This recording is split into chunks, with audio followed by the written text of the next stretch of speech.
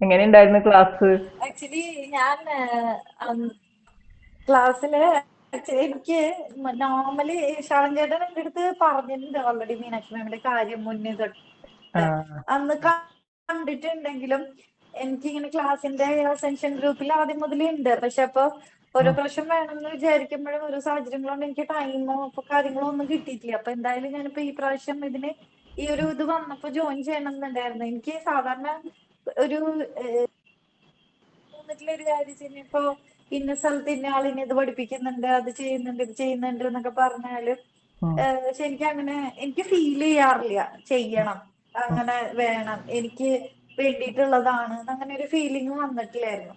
പക്ഷെ ഇപ്പൊ ഉം, എനിക്ക് ഈ ഒരു കോഴ്സ് വന്ന സമയത്ത് ഇതിന്റെ ഇത് വന്നപ്പോ എനിക്കൊരു ഫീലിംഗ് തന്നെ വന്നിട്ടുണ്ടായിരുന്നു. ലൈക്ക് ഇത് എനിക്ക് ചെയ്യണം, ഇത് എനിക്ക് വേണ്ടിയിട്ടുള്ളതാണ് ഉം, എന്നുള്ളൊരു ഫീലിംഗ് വന്നിട്ടുണ്ടായിരുന്നു. പിന്നെ അതേപോലെ എനിക്കിങ്ങനെ എല്ലാവരും എനിക്കങ്ങനെ അക്സെപ്റ്റ് ചെയ്യാനും പറ്റില്ല പെട്ടെന്ന്.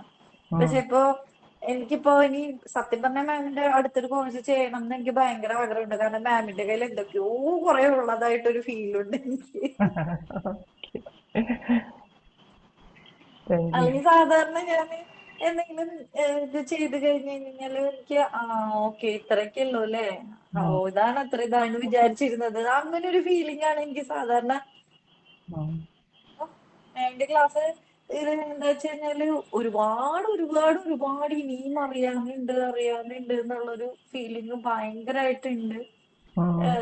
ലൈക്ക് സത്യം പറഞ്ഞ എന്താ പറയാ തേടി കിടന്ന ഒരാളെ കിട്ടിയ പോലെ ഒരു ഫീല് ഉണ്ട് ശരിക്കും പറഞ്ഞാല്. Okay okay, thank you. പിന്നെ പിന്നാരാ?